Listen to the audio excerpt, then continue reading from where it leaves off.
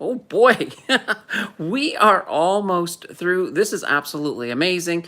This has been quite the ride, quite the ride. It's going to seem weird once we are done, and that won't be, well, it'll be coming up this week. We got today, we got tomorrow, we got Sunday. Yeah, we got Sunday, Monday, Tuesday. Yeah, that's it. That's it. So we're almost done. Today, well, the other day, we did the naughty list for those large cap stocks. But there's also the mid cap. I thought it would be fun to sort of look at who the big losers are on that territory. And I'll tell you, we've got some names I recognize.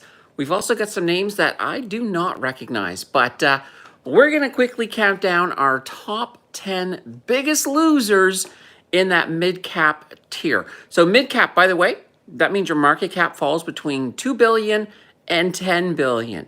So you're not a big company, but you've still got a little bit of girth there to you. So we're going to do that. Well, let's start off with number 10. Kicking off our list is a company that we've actually had it requested to do a deep dive on it, but they have not passed the vote. Maybe this is why, but it is BYD, Boyd Group Services. So in the last year, folks, they're down 20.96%.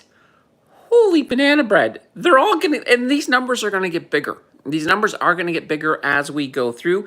And keep in mind, we are in a bull market. We're in a bull market. So these are companies that are failing big time in a bull market. So that does say something. So Boyd Group Services, in case you're not familiar with them, they provide services such as auto body and glass repair. They do have a dividend, by the way, a 0.285%. So not very much, but Boyd Group Services coming in at number 10. Oh boy. Number 9. And before we get to number 9, I see Larry's in the house. What a magical day. Yes, it's a green day. So we got a bit of a green bump. We got a bit of a green bump today. Let's hope we can keep it. Let's hope this is the beginning of that momentum that builds into a Santa Claus rally. I'm hoping for sure. All right, number 9. Coming in at our ninth worst mid-cap Canadian stock, Parkland Corporation, ticker PKI. This is another one that has been, it's been up for the deep dive vote, but has not been able to garnish a win. Now, for the last year, they are down 22.69%. So that's not good. That's not good. Now, PKI, for those of you who don't know, they're into like fuels and lubricants. That's kind of their business. They do have a dividend though, 4.237%. So there is that, but yeah, they're down. Okay, the next one is definitely one that I think most of you will probably recognize. So NPI, which is of course Northland Power Corporation, they're down a whopping 23.53% over the last year. So it's not been good. Now it's funny because utility companies tend to do good during rate cuts. This is an exception. They're more of they're still an energy company, but they heavily are into renewable energy. So they have like a lot of wind farms, solar farms, things like that. Now they do have a nice looking dividend, and that's one of the reasons I think that this company does pop up from time to time. Their dividend yield is 6.678%. So coming in at number 8 was NPI. Number 7. And this one I always find interesting. I love their ticker. Their ticker is CIA. So there's no spies involved. They're actually Champion Iron. And, well, they're in the iron ore business. And as you guys know, iron ore has been down this year. These guys basically, they explore and they develop iron ore deposits. They're down 25.88% on the year. Holy banana bread. They do have a dividend, 3.876%. So there is that. And this is kind of a sector thing. Like even if you look at a company like Life, LIF, That's one of my favorite iron ore royalty companies, and they're down too. They're down too. So what can I say? It's not a good year for iron ore. All right, number six. Number six is ATS Corp. They are down 25.96% on the year.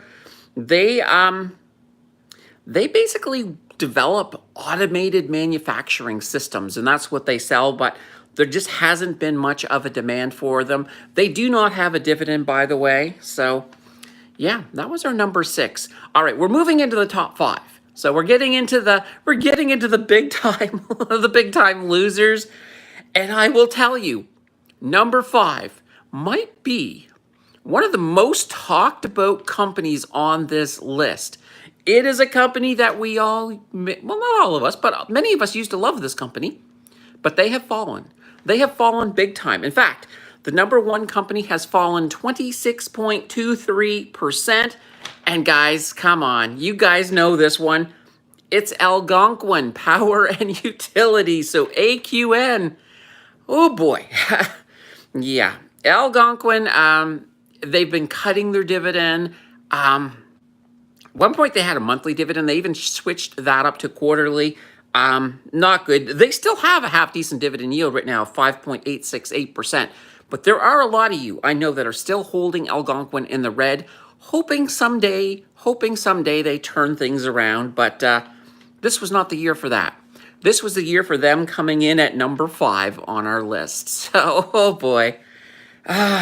Number four. This is another company. Now, number four is a company that I used to actually day trade quite a bit back. Well, not this year. This year they have been absolutely dismal. In fact, this year they're down 26.56%. And I'm talking about Baytex Energy Corporation, BTE, number four. They have a small dividend, 2.795%. But yeah, they're basically oil and gas. Yeah, they've just been, now mind you, I can't even defend them. I can't. BTE, Baytex Energy Corp, coming in at number four, absolutely failing. Oh boy. All right, number three. Once again, we're sticking to the oil and gas sector. VRN, so Varen Inc., and they're down 26.69%. Now, this one does have a half-decent dividend, 7.199%, but nonetheless, they've been suffering big time. Say, sort of in that same boat as BTE. So three and four, they're almost interchangeable. They're so close in how badly they have been doing. That leaves us with our top two, or should I say our infamous two. Oh boy. The first one, number two, SSRM. They are the SSR Mining. Now this is they do silver and gold mining, and with silver and gold going up so much this year, you have to have a special level of failure to be on this list. And they're down 31.68%. They do not have a dividend.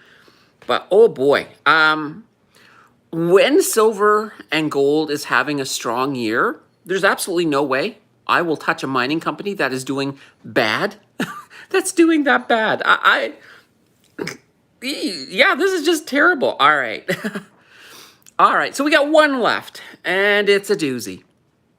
It is a doozy. But before we get to number one, let's quickly just recap the list up to now. So at 10, we had Boyd Group Services, 9, Parkland Corporation, 8, Northland Power Corporation, 7, Champion Iron, 6, ATS Corp, 5, the really infamous Algonquin Power and Utility, 4, Baytex Energy Corporation, 3, Vernon Incorporated, and number 2, SSR Mining Corporation. Oh boy. All right. Number 1, and I have never heard of this company before, VRNO.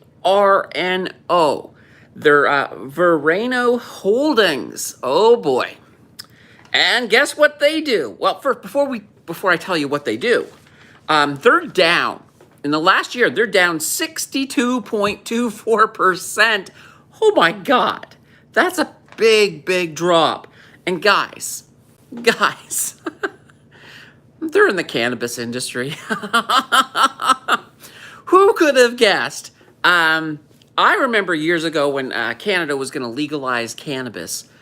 I remember so many investors saying, oh my God, you got to get in on the cannabis. It's going to go through the roof. It's going to go through the roof. Yeah, that's it went through the roof all right. Basically, it was like burning your money and watching the smoke waft up through the roof. Yeah, cannabis has been a big disappointment, I think, for any investors who thought it was going to do well. It has not. And VRNO at number one, down 62.24%, is absolutely proof that that's not a good area to throw your money into. Not a good area. So, yeah, there we go. We got the mid caps done. I'm probably not going to do the small caps, guys, because, yeah, the numbers might get too large. But, yeah, let's see. Meowie is in here and said hi. Hello, Meowie. Ryan says hi and hello, Ryan. Always good to see you guys. Now, tonight, guys, 8 o'clock p.m. Eastern, we're doing that 5,000 sub celebration show.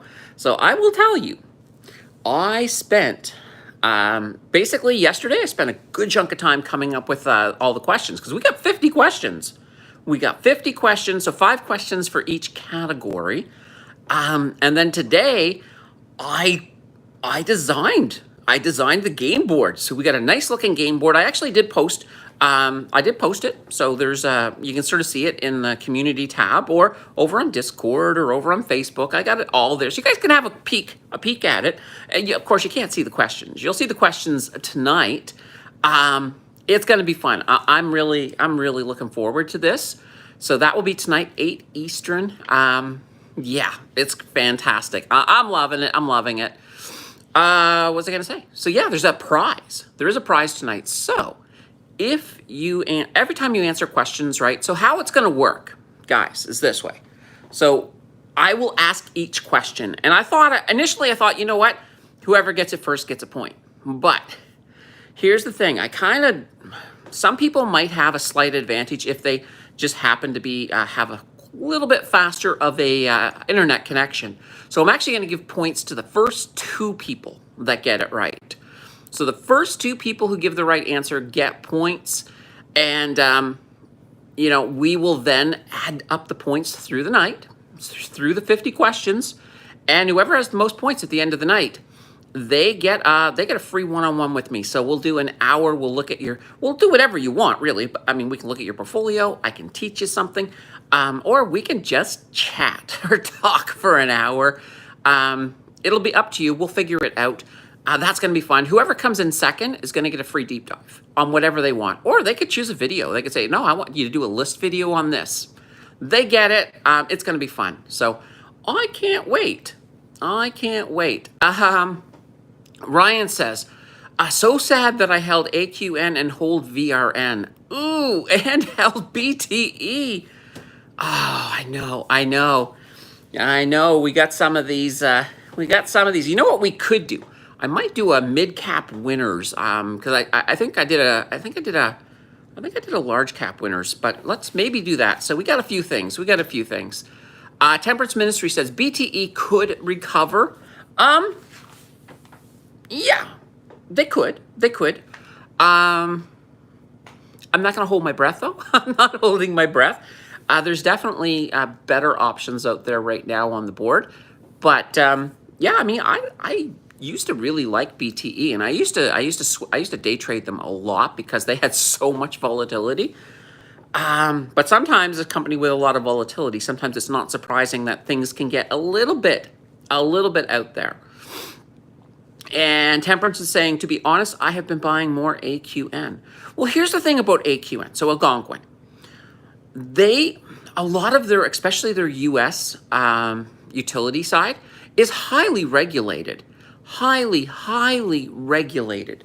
So as a result, that does create a little bit of stability there. Like AQN, they're not going anywhere. They're not going to go to zero. They're probably at their bottom. So it's, you know, It's not a bad idea. The only thing is, and I guess this is where I'm a little hesitant, is I've been burned so many times with them. Yeah, every time I think the bottom is in, they're like Bell, right? Every time I think the bottom's in, they buy a new shovel. Same idea with Algonquin, but with Algonquin, I really do think the bottom probably is in, or they're very very close. So yeah, Algonquin could be one of those companies that absolutely surprises us in the next year, maybe the next 2 years. Hard to say, but yeah. Let's see. Anchor says, Candace, what are other ETFs similar to cash? What is it? There's PSA. That's one that pops to mind. I think I have a video with a few more in it as well, Anchor. But yeah, that's one that pops to mind. PSA, and there's a whole bunch. There's a whole slew. If you ask me when I am not in front of a Christmas tree, I can probably look some up for you. So park that question for now, Anchor. Ask that later. You can even ask that tonight if you want. Well, tonight I'm asking the questions. I'm asking the questions, but bring it to this week on the weekend, and we'll pull up some for you for sure.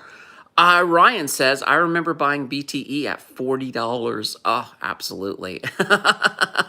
I don't remember. Was it at $40? I can't remember. See, I can't even remember what price it was at when I was swinging. It was higher, much higher than it is right now, for sure.